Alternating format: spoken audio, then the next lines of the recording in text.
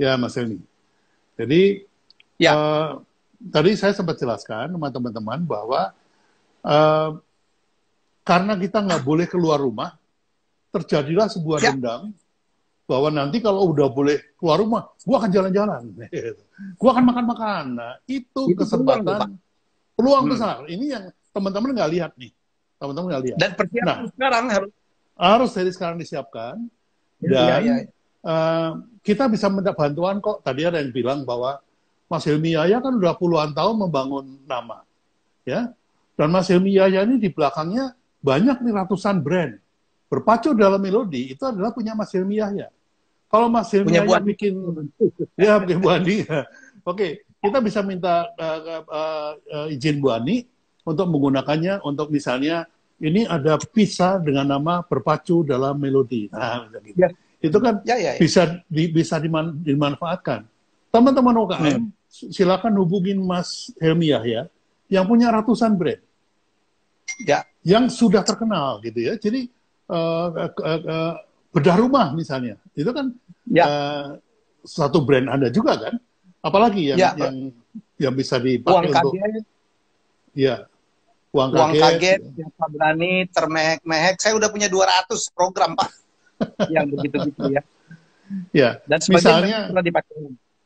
ya misalnya ada UKM yang nggak punya merek, kelamaan bangun brand, ya udah datang Mas Hmm. Helmi Yahya kerjasama, boleh Ya, nggak termeh-meh saya pakai, nanti kita bayar lisensinya. ya. Kenapa nggak gitu ya?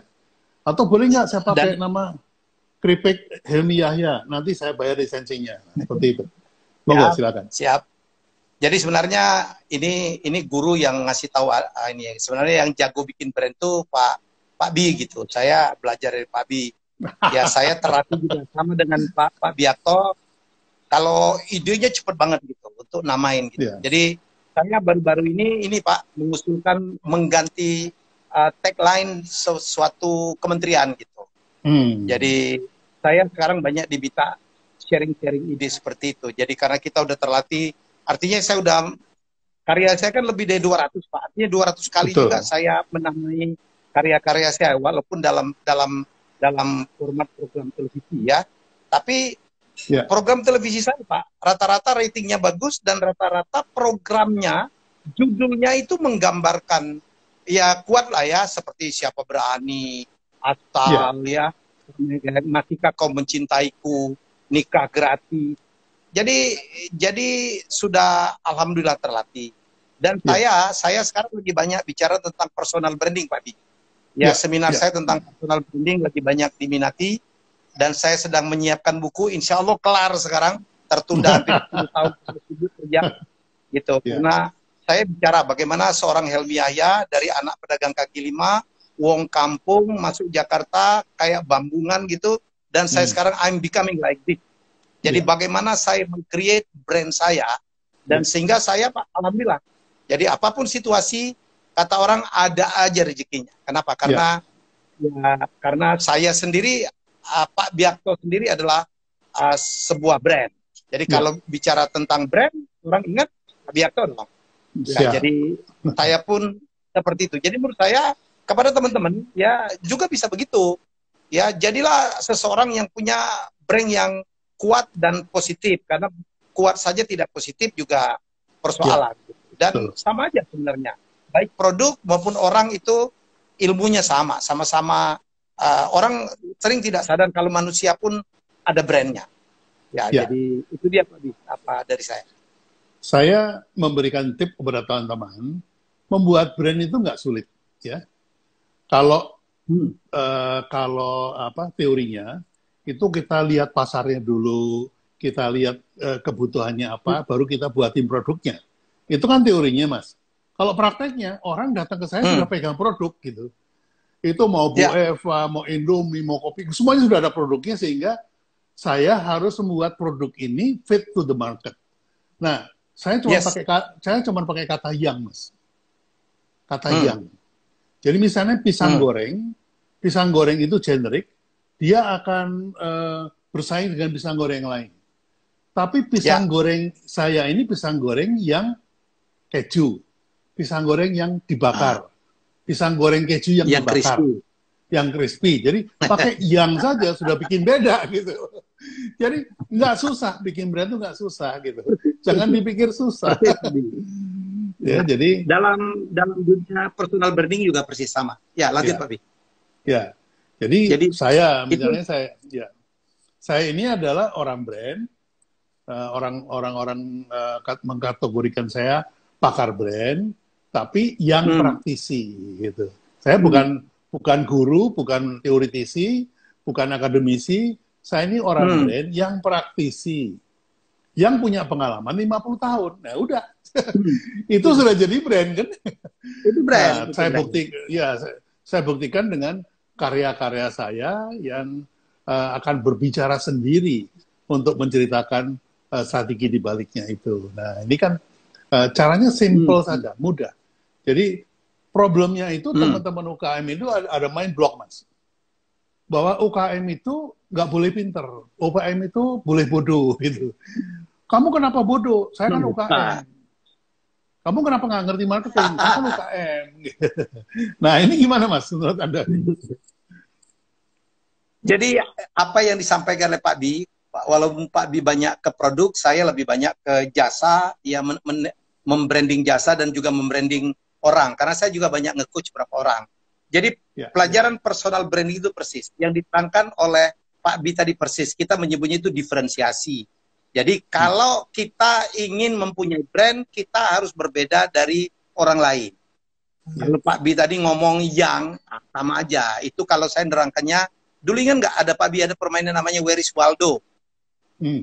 Where is Waldo itu ada permainan yang ada orang yang baju lurik merah putih itu, dan kemudian dia pakai kacamata dan dia pakai kupluk merah. Itu dia ditaruh di mana, kita nyari Waldonya yang mana. Ya, makin banyak yang mirip Waldo, makin sulit kita mencarinya. Ya, jadi makin kita berbeda dari orang lain, makin gampang juga dicari orang. Jadi ilmu personal branding itu bukan hanya untuk top, bukan hanya untuk seorang selebriti, bukan. Semua orang perlu brand yang sangat kuat. Ya, personal branding itu diperlukan misalnya untuk meyakinkan investor. Jadi akan cari ini orang siapa sih? Untuk mencari partner. Ya, untuk memenangkan sebuah jabatan, untuk dipilih bos. Kalau dia butuh pejabat ini, siapa yang ditunjuk? Kita yang dipilih. Oleh karena itu, kita harus mengirimkan signal. This is me. Ini ciri-ciri saya. Itu yang disebut dengan diferensiasi. Jeff Bezos, itu pemilik CEO-nya Amazon, bilang personal branding itu apa sih? Personal branding adalah ungkapan, ucapan seseorang, ya, orang lain terhadap seseorang kalau orang itu tidak ada. Contohnya gini, Pak Biakto ada ruangan, Pak itu keluar, satu kata dong, Subiakto itu apa menurutmu? Yang muncul kan, oh, pakar branding, praktisi branding, yang menciptakan, itu. Kalau Helmi Yahya menurut Anda apa? Saya mungkin Raja Kuis. Ya kan? Jadi Ferry yang dipecat, itu branding saya, Pak. dipecat tapi yang berapa banyak, itu kita sebut. Jadi yang namanya diferensiasi branding itu bisa juga dari track record, bisa dari achievement, bisa dari pendidikan, bisa dari attitude-nya, ya, bisa dari persistensinya. Jadi itu unsur-unsur yang menarik. Jadi saya pikir Pak Bi, selama masa corona ini, di mana kita tidak bisa kerja di mana-mana dan kita banyak di rumah, sekaranglah saatnya kita bisa mengupdate diri, kita bisa belajar yang dulu kita tidak sempat. Oleh karena itu, sehari ini aja, webinar saya hampir penuh, besok juga ada jadwal saya penuh, Pak. Jadi menurut saya, waktu untuk sharing, karena banyak sekali yang ingin belajar, Pak. Ya, untuk para pengusaha yang menjadi tidak sibuk, sekaranglah saatnya untuk ngecas istilahnya. Yang dulu, aduh, gitu. Ya, jadi yang mendapatkan persoalan dropnya penghasilan sekarang bukan sedikit orang, banyak orang. Anda bayangkan para selebriti itu dulu yang jobnya penuh, sekarang tidak penuh. Anda Pak Bi, musisi-musisi gitu ya, yang dapat duitnya dari panggung, dapat duitnya dari main di kafe-kafe, berhenti semua, Pak. Ya, jadi dari wedding gitu berhenti semua. Jadi bagaimana? Tapi mereka jadi produktif. Ada yang ngarang lagu, ada yang bikin kolaborasi.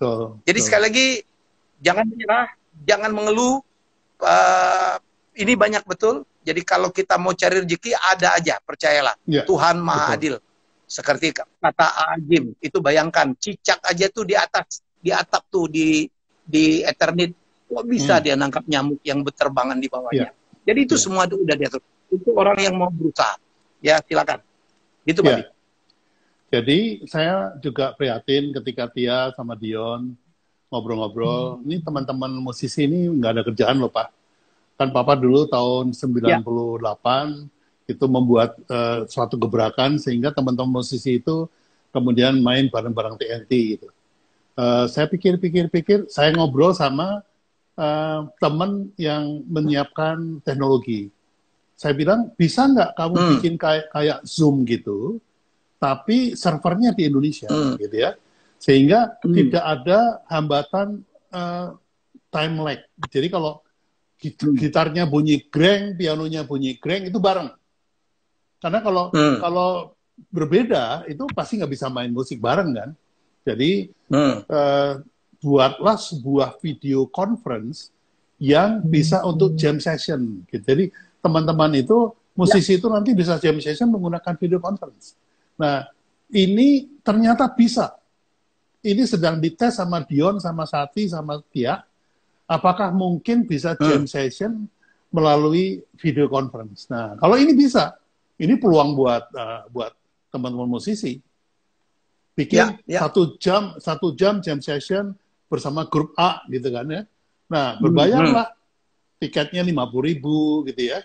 Nah, orang nonton di video itu kemudian melihat mereka jam session gitu. Jadi musisi jadi punya harapan untuk bisa bangkit lagi, tapi tidak seperti yang lama gitu ya. Main di kafe udah nggak lagi karena kafe udah nggak ada.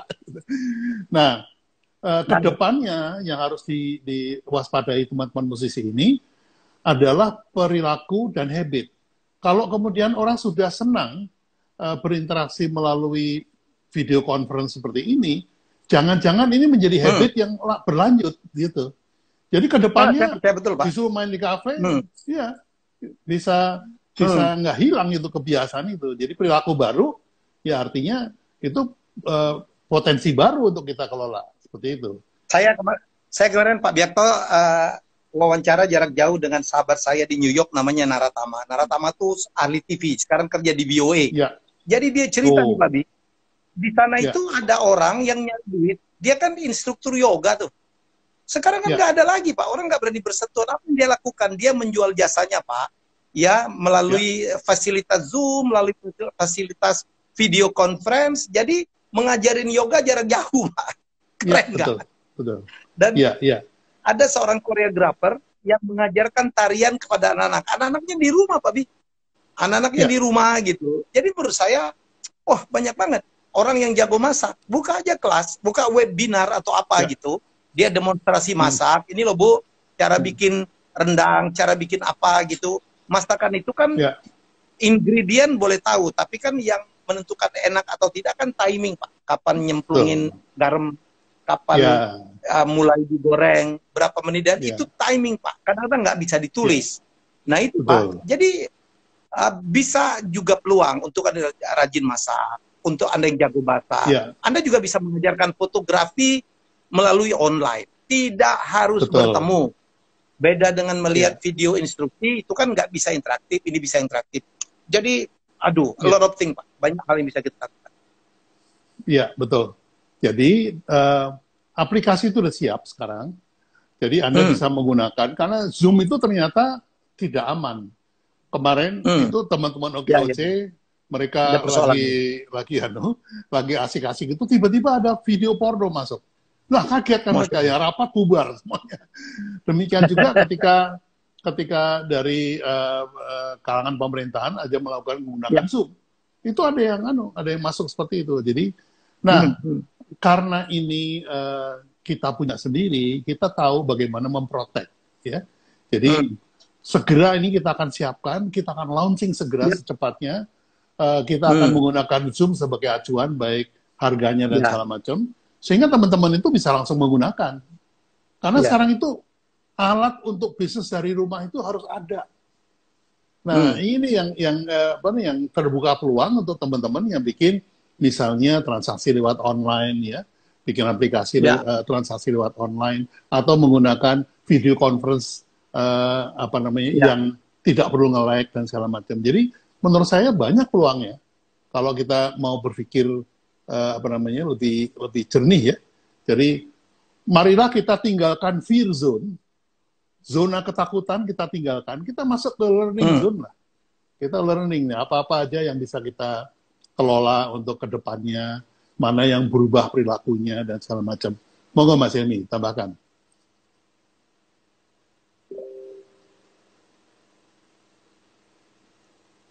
Ya, baik. Saya lanjutkan dulu. Mas Helmi masih menunggu buffering. Ya, jadi untuk teman-teman, saya berpikir bagaimana teman-teman UKM ini harus sekarang. Karena peluang ini tidak akan kembali 2 kali. Kita nggak bisa minta, ujian seperti ini lagi nggak akan bisa datang. Oleh karena itu, begitu ada peluang, kita harus segera manfaatkan. Nah, ini yang penting, teman-teman, ini ada yang nanya, learning di mana COVID? Nah, learning itu maksudnya kita pelajari, ya ternyata, masih bisa kok keluar, tapi harus pakai masker, harus pakai face, guard, dan segala macam, sehingga kita tidak perlu khawatir kena droplet, ya. Tapi itu kalau ada keperluan saja. Kalau nggak ada keperluan, kita tinggal di ini saja. Ada yang nanya nih, workshop brand disruption bersama Pak Pi. Sampai sekarang melekat dalam diri saya. Keren banget loh.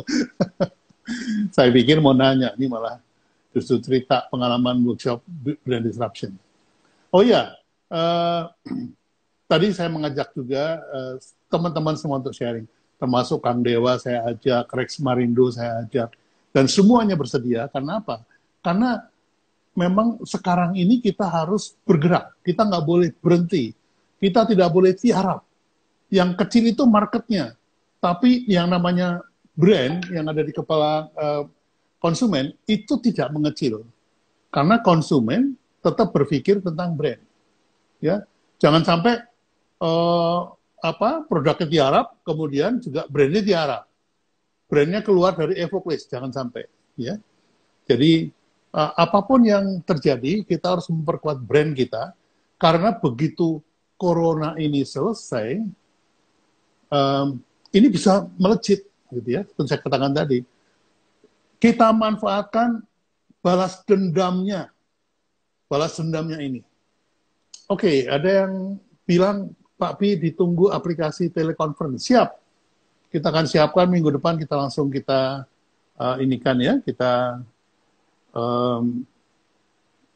launching minggu depan.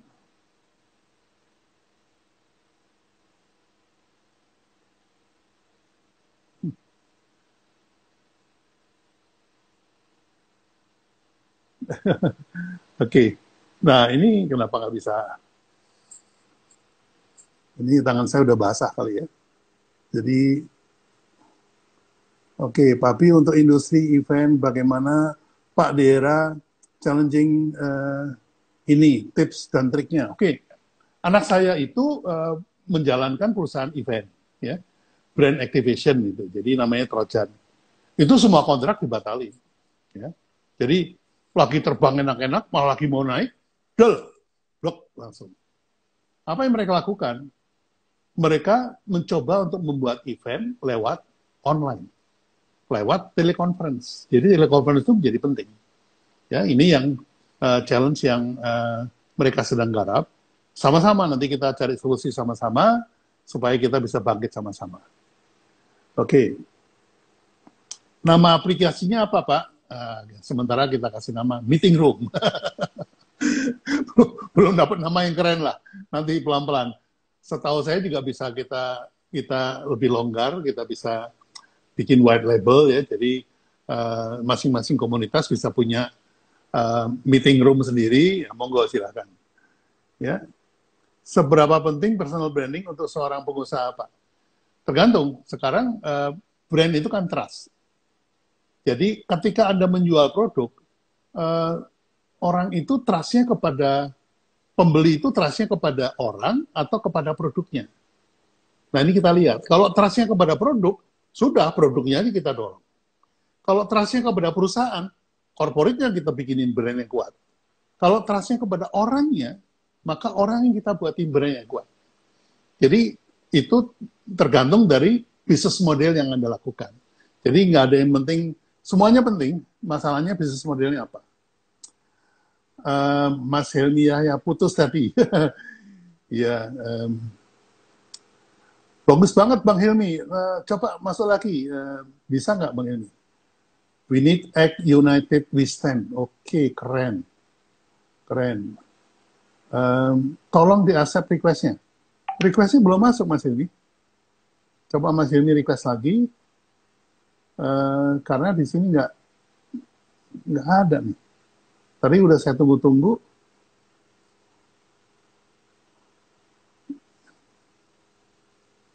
Saya tunggu-tunggu. Ya, nggak ada nih Mas Helmi. Kalau bisa, tolong Anda request lagi, nanti saya accept request-nya. Ini nggak enaknya live IG itu seperti ini. Oke, ini Mas Helmi Yahya masuk. Tapi saya sudah tidak bisa diterima, di accept. Kenapa ya? Saya sudah view, nggak bisa. Ya, Om Hilmi sudah muncul, tapi saya nggak bisa ngundang masuk.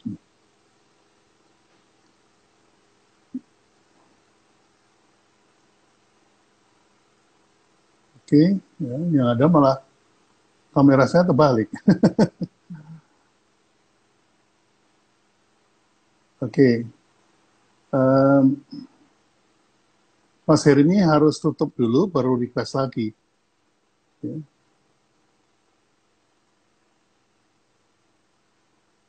Oke.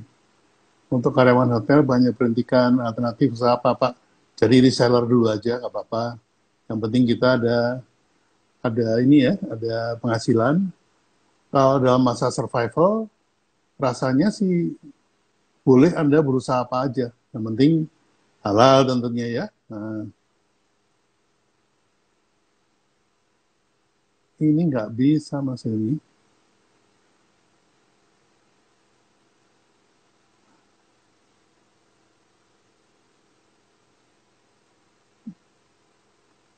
Kebanyakan yang request jadi nggak bisa review lagi nih. Mungkin yang lain jangan request dulu ya. Saya lagi ngobrol sama Mas Hilmi. Sayang sekali nih kalau nggak bisa masuk. Ini sudah tinggal 5 menit lagi. Kalau saya nggak berhasil meng-approve Mas Hilmi, nah begini. Saya tawarkan pada teman-teman, bagaimana kalau ini saya tutup dulu sesi ini, kemudian saya akan buka lagi dalam waktu 1 menit setelah saya tutup, Anda login lagi, supaya punya kesempatan Mas Hilmi untuk masuk. Setuju nggak? Kalau setuju, saya akan stop dulu, kita end dulu, tapi kemudian kasih kesempatan Mas Hilmi untuk masuk. Ya, banyak yang setuju, jadi kita end dulu, kita tunggu Mas Hilmi masuk lagi. Kalian login lagi ya. Ya, terima kasih.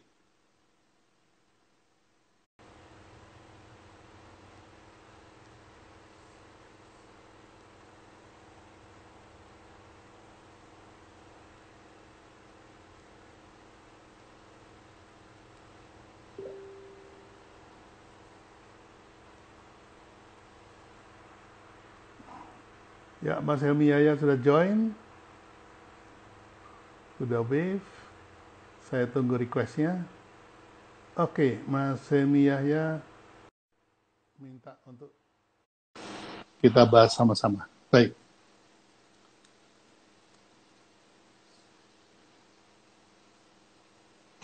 Ya Pak, aman. Ya. Oke. Teknologi. Artinya Ya, jam segini ini tuh yang ngechat banyak sekali, Pak. benar. Sorry, Pak. Yes, yes. Oke, Betul. bisa Jam lanjut, Pak. segini banyak yang live juga. Silakan, silakan, silakan. Baik, Silakan, Mas Pak. Hemi. Tadi saya bilang sama teman-teman bahwa kita nggak perlu kecil hati karena saya sendiri melalui proses itu. Begitu awal Maret Ya, saya dengar tentang virus ini, saya di dalam zona tidak tahu, unknown. Jadi saya nggak tahu nih ada apa sih gitu. Seminggu kemudian ya, baru mulai tahu, aware bahwa ada virus nih gitu. Nah, begitu si virus itu masuk ke Indonesia, mulai dari Depok, baru saya masuk ke fear zone. Wah, ini gimana nih? Udah, masuk rumah aja deh. Udah di rumah, ngapain? Tiarap, udah jangan ngapa-ngapain, udah tiduran aja. Itu fear zone. ya, Banyak reaksinya itu. Ada yang beli toilet paper, ada yang beli memborong Indomie, ada yang memborong macam-macam. Jadi sampai hand panic sanitizer buying. itu habis karena panic buying. Habis. Nah, jadi, setelah fear zone itu, orang mulai belajar masuk ke learning zone. Nah, learning zone mulai tahu, Ya, oh corona itu ternyata gini, oh kalau pakai busa sabun dia mati, oleh karena itu cuci tangan setiap ya. setengah jam, gitu. Nah, kemudian setelah learning, mulai kita masuk ke fase dewasa. Jadi, tidak lagi panik, tapi sudah mulai tahu nih ke depan nih kita harus bikin apa gitu. Ada yang cepat. Salah satu alumni kita dari tadinya bisnisnya fashion, kemudian begitu terjadi panic buying, langsung dia pindah ke masker. Jadi bikin masker, bikin macam-macam gini-gini yang fashionable. Jadi maskernya dia nggak cuma sekedar untuk mulut, Mas. Karena dia fashion, ya, DNA-nya fashion, sehingga maskernya pun fashionable. Dipakai itu cantik, padahal masker. Nah, ini adalah hal-hal yang bisa dilakukan oleh teman-teman. Jadi bayangkan, Pak Bi, kalau PSBB ini diterapkan di seluruh Indonesia, katakan separuh penduduk aja deh PSBB, itu artinya ada 50% dari 270 juta penduduk yang harus pakai masker. Ya, jadi berapa ratus juta masker dibutuhkan? Ini peluang sebenarnya. Ini yang saya bilang yang industri yang entry barrier-nya almost zero. Rata-rata di rumah ada yang bisa jahit. Ya, itu yang saya katakan. Mari kita optimalkan anggota keluarga di rumah. Anak bisa diajak kerja, pembantu, ya, tetangga, ya. Apa aja bisa bikin keripik singkong, di branding, ya.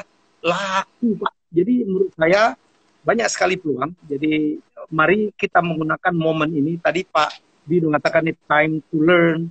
Ada lagi nih Pak, sekarang kita udah masuk lagi waktunya beradaptasi. Adaptasi kepada new normal. Saya percaya betul ke depan bisnis-bisnis, produk-produk yang lebih mengutamakan unsur kesehatan, higienis, itu nggak ada matinya tuh. Ya kalau dulu kan orang nggak peduli. Ya walaupun ada kadang-kadang orang ngelihat ini ingredientnya apa sih, ke depan itu akan orang lebih peduli. Hal-hal produk-produk kesehatan itu nggak ada matinya. Satu hal Pak Bi yang menjadi keluhan nih. Kemarin kita membaca ada petani yang demikian marah karena hasil panennya nggak laku dijual ya. Ada yang dibuang, ada yang diberikan makanan ternak, ada kembang bunga krisan yang mahal diberikan ke kambing untuk dimakankan. Jadi antara marah memang tidak laku nih Pak. Padahal kita di kota itu kekurangan buah-buah. Betul. Ya. Padahal buah-buahan kita itu terbukti jambu kelutuk yang isinya merah itu terbukti vitaminnya bagus banget untuk melawan corona. Banyak sekali produk-produk ini. Kita kemarin sempat menyesalkan gitu karena Indonesia buahnya dibanjiri makanan-makanan atau buah-buahan dari impor. Saya waktu kampanye di Palembang Pak, itu ke pelosok-pelosok Begitu saya datang yang disuguhkan adalah anggur. Yang mereka beli yang saya tahu itu bukan dari Indonesia. Padahal produk-produk buah-buah Indonesia itu banyak. Nah mari barangkali kita bisa bergotong royong menolong para petani. Pak, saya agak kaget. Ada salah satu orang petani. Saya bilang kenapa nggak bisa dijual ke ini? Ternyata mereka masalah logistik, masalah pengangkutan. Jadi selama ini Pak Bi, buah-buah itu dari kampung, dari sentra-sentra produksi dibawa ke kota, dibawa ke resellernya itu menggunakan kendaraan umum yang pakai penumpang, dititipkan istilahnya. Begitu kendaraan berpenumpang dibatasin sekarang, persoalan besar. Nah ini kan solusinya gampang mestinya. Mestinya kita turunkan mobil-mobil Pak atau seperti apalah ya. Mungkin kita sewa mobil penumpang, tetapi yang dilarang banyak itu kan penumpang. Kalau bawa barang kan nggak ada persoalan. Nah, jadi menurut saya, mari kita bekerja sama, mari kita bantu para petani, mari kita bantu penduduk Indonesia yang memerlukan vitamin, mari kita hidupkan buah-buah lokal. Ini cuma salah satu contoh loh. Jadi menurut saya banyak sekali peluang Pak. Jadi kita sosioprenurnya jalan, ya kan, dan ekonominya tidak berhenti. Karena kita tidak boleh diam di rumah. Ya. Jadi ini Pak Bayu dari Bluebird itu begitu orang tidak Bluebird tidak boleh mengangkut orang, dia langsung switch ke barang. Jadi Blue kirim itu artinya bisa kirim pakai Bluebird berupa barang apapun. Jadi ini suatu ya boleh dikatakan pivot yang early, tapi ini masih termasuk invergence atau divergence itu. Jadi dia mengubah servisnya. Itu cepat sekali dia lakukan itu. Itu namanya shifting, Pak. Jadi maksud saya jangan mengeluh, nggak ada order lagi gitu. Manfaatkan main pegawai kita. Jangan-jangan mereka punya skill lain. Jangan jadi mereka punya skill lain gitu. Shifting, kita geser, Pak. Geser ke produk-produk ke jasa yang lebih dibutuhkan. Tadi bagus banget tuh dari Pak. Dia ngomong branding from home. Ya, saya mau jawab dulu nih ya, namanya Zulkifli. Dia bilang pakai huruf besar semua nih Mas. We love you all, itu just act. Ya, just act, united is power. Oke, act, semuanya act, kalau tidak tahu arahnya, bubar juga. Nah, kita ini ngomong untuk memberikan ide, memberikan arah.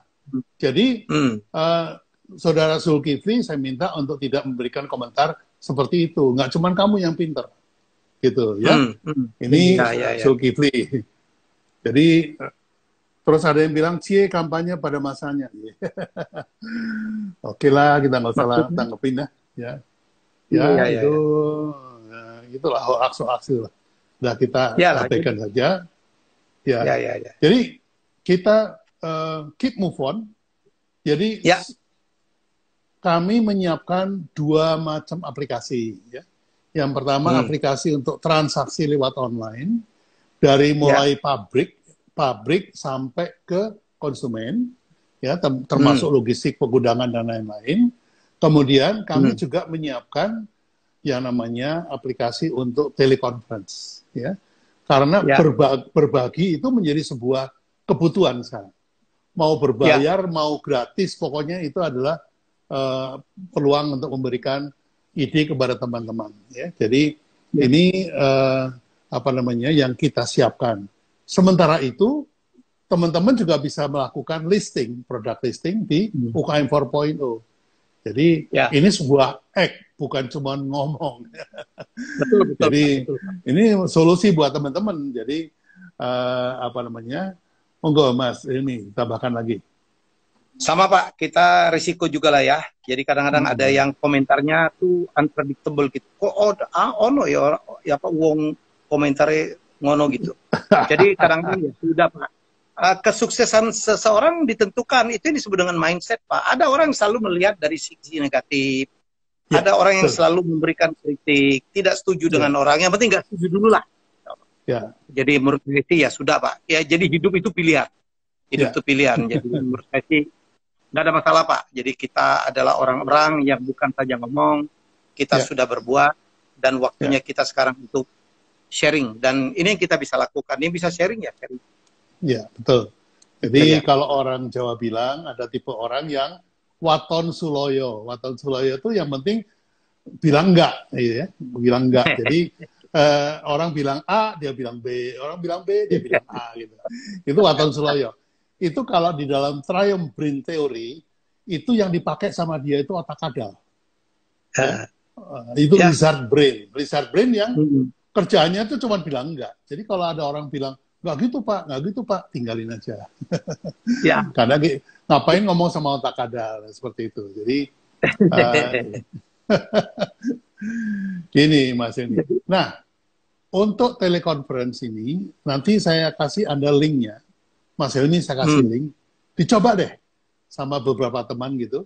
Kalau kira-kira itu bagus, kita ketemu lagi. Nah, kita bisa bahas sama-sama. Karena Mas Helmi kan ininya banyak sekali ya. Komunitasnya banyak sekali. Dan kebutuhannya untuk telekonferensi juga banyak sekali. Jadi kalau kita pakai Zoom lagi itu terbukti bahwa apa namanya bisa dibobol gitu. Nah, ini yang perlu kita waspadai. Gitu, Mas Hilmi. Ya. Ada tambahan? Jadi, silakan. Jadi menurut saya terima kasih sudah diundang Pak Bi. Saya sekarang barangkali memang, ya beginilah Pak, fokus. Sabtu malam saya akan bicara tapi itu pakai Grid Edu namanya Pak. Satu perusahaan yang ngajak saya itu melakukan webinar pertama gitu. Dan itu penting Pak. Jadi saya akan bicara hal yang sama, bahwa corona ini bukan kiamat lah gitu. Untuk bagi orang yang, wah saya ngomong begitu aja, oh Mas Helmi kiamat itu, aduh Pak, kadang-kadang letter luck diterjemahkan ngeritik aja. Tapi kemarin saya juga bicara dengan, kita talk show, chat one on one dengan Sandi Uno juga, itu judulnya ya, Corona Belum Kiamat. Dibahas Pak, secara ayat-ayat gitu. Jadi kadang-kadang kita kehilangan unsur humornya, unsur kreatifnya gitu. Tapi orang udah menentukan Pak. Saya percaya betul, saya punya bahan seminar, what you act, what you say, and what you think, itu yang akan menentukan sukses atau tidaknya seseorang. Jadi ada orang yang thinking positif, ada orang yang selalu negatif. Ya itulah. Jadi saya juga percaya bahwa a man create his own history. Manusia menciptakan sejarah hidupnya sendiri. Kitalah yang bisa define, menentukan saya mau jadi apa. Lagi-lagi ke personal branding. Jadi Jeff Bezos menentukan bahwa kita harus punya brand. Kita mau brand jadi apa? Apakah brand pecundang, brand orang yang suka nolong orang lain, brand orang yang suka sharing, brand orang yang sukses? Kita yang menentukan. Kalau punya pilihan, saya akan memilih brand sebagai orang yang bermanfaat untuk orang lain. Nah, ini ada pertanyaan. Pak B, Pak Reni mau tanya, langkah awal untuk personal branding itu bagaimana? Gitu. Nah, saya buka dulu, nanti Mas Helmi lanjutkan. Pada hakikatnya, bikin brand itu melalui 5 tahap. Yang pertama adalah purpose. Tujuannya bikin brand itu apa? Yang kedua passion. Yang kedua itu passion. Apakah purpose Anda dengan passion Anda ini sama? Nyambung. Nyambung apa enggak? Misalnya kayak ada orang yang purpose-nya itu tujuannya kepingin jadi wasit, gitu, sepak bola, gitu ya. Tapi passion-nya itu nendang bola bikin gol. Nah, ini kan jadi bertentangan antara purpose dengan passion. Jangan, ini harus sejalan. Karena apa? Purpose dengan passion menghasilkan prestasi. Prestasi yang diapresiasi akan menjadi reputasi. Reputasi yang ditinggalkan kepada khalayak ramai menjadi legacy. Jadi ini tujuan akhir daripada personal brand itu adalah legacy. Bagaimana purpose itu kemudian bisa mencapai ke legacy. Pertanyaannya itu. Monggo Mas Helmi lanjutkan. Nyambung banget. Kalau Pak Bi itu dari produk, saya lebih kepada personal brand. Jadi sama Pak. Jadi kalau kita mau punya brand, ya kita tanya tujuan itu apa? Tujuan kita punya brand itu apa? Misalnya supaya dipercaya oleh investor, supaya dipercaya oleh bos, ya kan? Supaya kalau ada jabatan terbuka yang dikasih kita, supaya misalnya bisa mencari partner, supaya bisa populer, supaya bisa memenangkan kampanye. Jadi kita harus definisikan dulu tujuannya apa. Habis itu baru kita introspeksi itu, dialog dengan diri kita sendiri. Kita punya apa nih? Karakter kita kayak apa nih? Betul. Ya, untuk mendukung tujuan itu. Ya, itu ada ilmunya lagi, Pak Bi. Jadi kita diagnos itu. Kitalah yang paling tahu apakah kita itu adalah orang penyabar, apa kita adalah orang yang pintar, apakah kita orang yang pembawa hoki, apakah kita orang dianggap orang yang pekerja keras, apakah kita orang yang religius, apakah kita orang yang optimis, apakah kita orang yang selalu menyenangkan orang lain. Kita yang paling tahu, dan kita juga harus tahu kelemahan kita apa. Nah, itulah dasar untuk membuat apa yang disebut dengan diferensiasi. Kita nggak boleh bohong itu yang Pak Bi bilang, itu harus sesuai dengan passion. Kita nggak boleh bohong pada diri kita. Kalau kita tahu itu kekuatan kita, diferensiasi, yang harus kita lakukan asah. Seorang Krisdayanti, suaranya bagus, cantik, oh dia latihan terus. Dan dia berusaha supaya dia tetap cantik. Seorang Raisa pun begitu. Ya, itu yang disebut dengan asah. Jangan pernah berhenti. Helmi Yahya Raja Kuis, saya sampai sekarang belajar terus, Pak. Saya tidak boleh kalah pintar dibandingkan saya. Minimal di bidang yang saya tanya. Asah. Nomor 3, itu kita harus melakukan positioning. Nah, itu sama nyambung dengan Pak Bi tadi. Positioningnya harus pas. Kalau kita mau terbranding sebagai orang yang pintar, harus bergaul dengan orang pintar. Harus bicaranya orang pintar. Harus berpakaian dengan pakaian menggambarkan orang pintar. Kalau kita mau menjadi misalnya seorang yang tercitrakan sebagai orang yang religius, cara kita berpakaian, cara kita bicara, itulah yang saya bilang, what you think, what you act, and what you say, that's your brand. Nah, terakhir Pak, memilih komunitas. Memilih komunitasnya itu harus benar. Ya, kalau kita mau jadi penyanyi, bergaul dengan para penyanyi dong, supaya kita bisa mendapatkan job, kita mengabarkan sukses satu sama lain, belajar dan mendapatkan net. Jadi menurut saya ilmunya sama, Pak. Ya, ini Mas Hilmi ada pertanyaan nih kepada Anda. Mas Hilmi kan orang media nih, ya. Mas Hilmi orang media. Nah, sekarang ini media itu hidupnya cuma dari iklan. Nah, sekarang ini iklan itu berkurang. Nah, ini bagaimana cara menghadapinya? Kan Mas Hilmi dulu, nanti saya akan tambahkan apa yang saya lakukan pada waktu Krismon tahun 98. Monggo, silakan Mas Hilmi. Sebenarnya kalau jumlah iklan sih nggak berkurang, Pak. Terjadi shifting dari konvensional media ke digital gitu. Jadi kita harus jeli jeli ini arahnya kemana ini. Kalau pengiklan itu dia selalu kan utusannya, hitungannya kan selalu ya kan Pak, cost per head ya kan, berapa biaya per kepala. Dia cari di mana sih yang orang atau pemirsa atau apapun ya penikmat media yang paling banyak berkumpul. Dia tahu betul sekarang orang meninggalkan TV, makanya iklan yang masuk ke TV makin lama makin berkurang, tetap ada. Karena orang-orang kampung kan nggak semuanya juga orang-orang yang di pedalaman, yang akses internetnya tidak bagus, mereka masih menonton TV. Anda lihat sekarang koran sudah makin hilang karena orang lagi tidak baca, ya kan? Orang sekarang dengan medsos, ya kan? Detik.com, dengan Twitter, dengan sekian kata. Kadang-kadang orang sekarang baca berita itu cuma judulnya doang, Pak. Betul. Ya kan, judulnya doang. Jadi waktunya pendek gitu. Dan sekarang orang udah kembali ke, saya kemarin baru pulang dari KBS, Pak. Di Korea itu generasi kolonial pun udah nontonnya YouTube. Ya, nah di YouTube itu punya karakter, Pak. Disarankan beritanya itu tidak boleh lebih dari 7 menit. Karena mereka nggak punya waktu tuh ngikutin satu apa gitu yang berpanjang-panjang. Karena mereka sibuk, kegiatannya banyak. Menurut saya tidak berkurang, Pak, tapi berpindah medianya. Kalau itu menurut saya. Jadi yang shifting ke internet itu dari seluruh rakyat Indonesia yang 270 juta ini ada kira-kira 60%-nya. 60% pindah ke internet. Tapi sisanya itu masih offline, masih melihat Ya. televisi, masih baca majalah, Ya. gitu ya. Ketika Jadi online, ya. kalau kita hitung 40% dari 270 juta itu adalah sekitar 150 100 juta juta. ya. Ya. 100 100 jutaan. juta ya. 100 Hmm. jutaan. Nah, 100 juta itu kalau kita lihat Singapura ditambah Malaysia, ditambah Filipina, ditambah Thailand, ditambah Hong Kong, itu masih gedean yang offline-nya kita gitu. Jadi Ya. jangan pesimis, tetap ada pasar offline. Jadi teman-teman televisi juga harus membidik itu. Jadi kontennya itu diarahkan kepada yang belum pakai internet.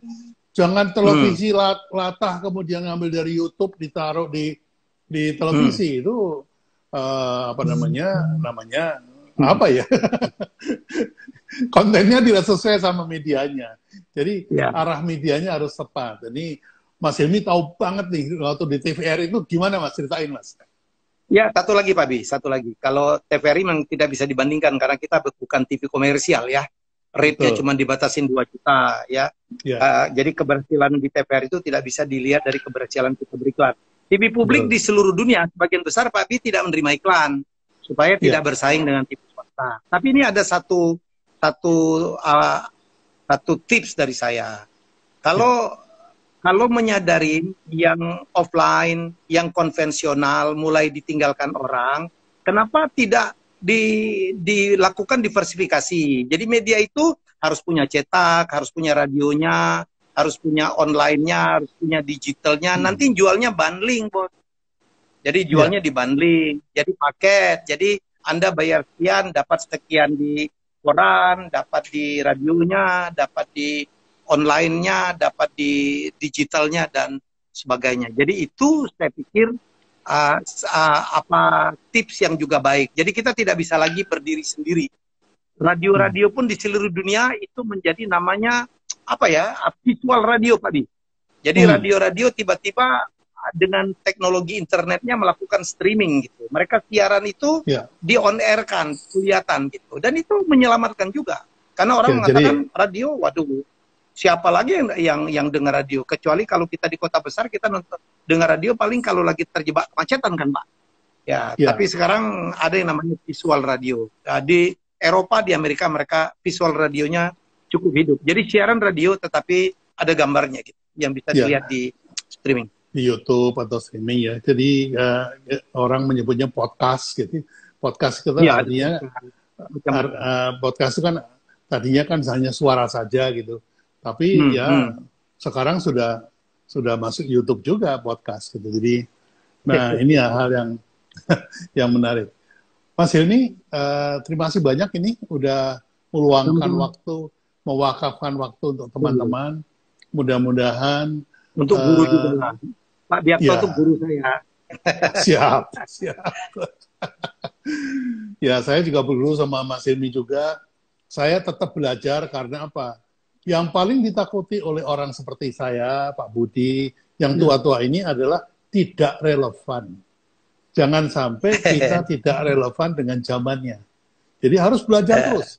Ya, saya sampai belajar bagaimana bikin aplikasi, apa itu internet marketing. Saya belajar, guru-guru saya itu muda-muda.